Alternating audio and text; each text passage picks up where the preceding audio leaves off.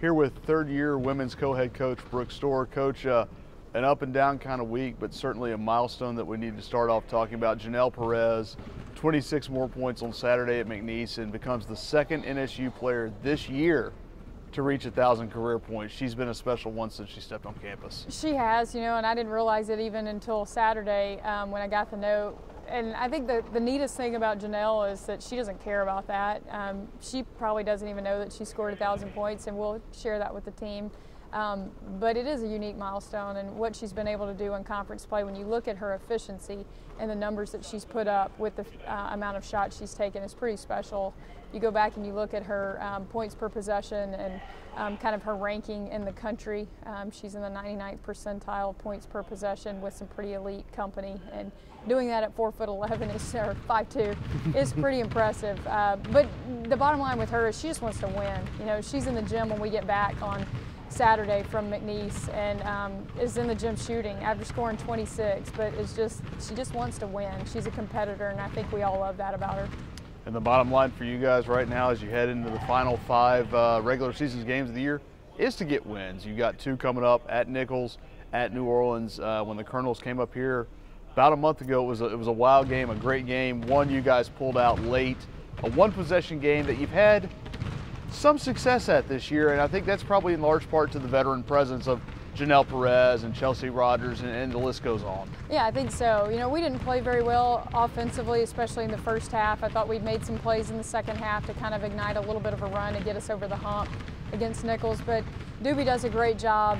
They've won 6 in a row. They're going to defend well. They're going to play their matchup zone and kind of switch things up on you a little bit. And you've got to be able to execute offense and get easy shots. And one thing we had some success was getting to the free throw line in that game, and hopefully we can do that on Wednesday. But we've got our work cut out for us, and know it'll be a tough test. You've mentioned that before, that they play a kind of unique style of defense that's tough to prepare for. What is it that does make that tough? Well, I think, they're switching a lot. They're playing a matchup zone, and they're not always going with cutters, and, sometimes they will go with cutters. And it's just something that you don't see every day. It's like guarding our offense. Not a lot of people run what we run offensively, so it's something different that you haven't, maybe, 3 or 4 things that offenses that 10 teams in our league run that we've already guarded that many times. It's easier to prepare for, and so it's just something that breaks the rhythm of what you faced the last few weeks. And so we'll be ready for it, and I think that we just got to go out and execute offensively and find a way to get easy baskets. One of those veterans we just talked about and we really didn't touch on was Presley Owens. After the UCA game on Thursday, 2 games in a row she had blocked 3 shots and grabbed 8 rebounds, which tied career highs.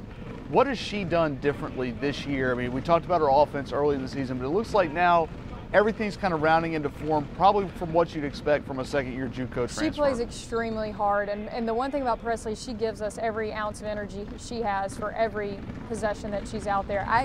I think Thursday night was probably the first time I've seen her get beat in transition, and at her size, that's a pretty big statement to make this year. And and she shot a 3 and then crashed late, and that's why she got beat in transition. But she's hit 3s lately for us. She's just the consummate teammate. She's doing everything we ask her to do. She executes offense. She's playing tough and physical inside, and that's not something that she's known for, but she's been able to alter some shots. I thought Thursday night against UCA she was able to block those shots, but she altered a number of shots that weren't called for blocks that really changed the trajectory of a shot and allowed us to get some boards and then go execute on the other end.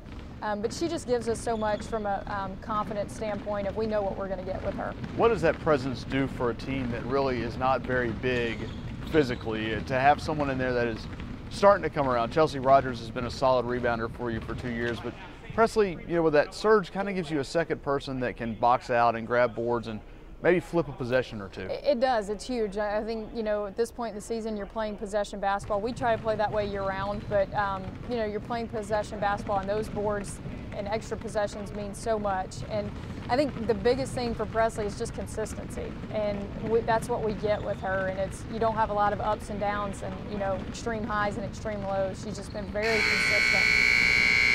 And I think that's something that's been very reassuring and gives us confidence inside. And looking ahead to New Orleans, we don't want to get too far ahead, but we won't be able to talk to you before then. What do you see from them? And I realize they beat McNeese in triple overtime, so maybe it takes a little bit of the edge off of a team looking for its first win, but it also proves they can be a dangerous team. Well, absolutely, and our returners can tell you that from last year. You know, we trailed the whole game except for the last 48 seconds there last year, and we get an and one, and Janelle goes to the free throw line and makes a free throw to put us up, and we end up winning. But it's a dangerous team. They play extremely hard.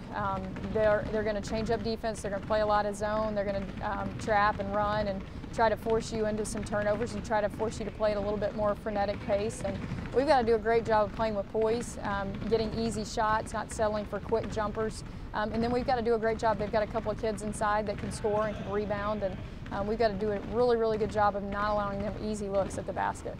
All right, thank you, Coach.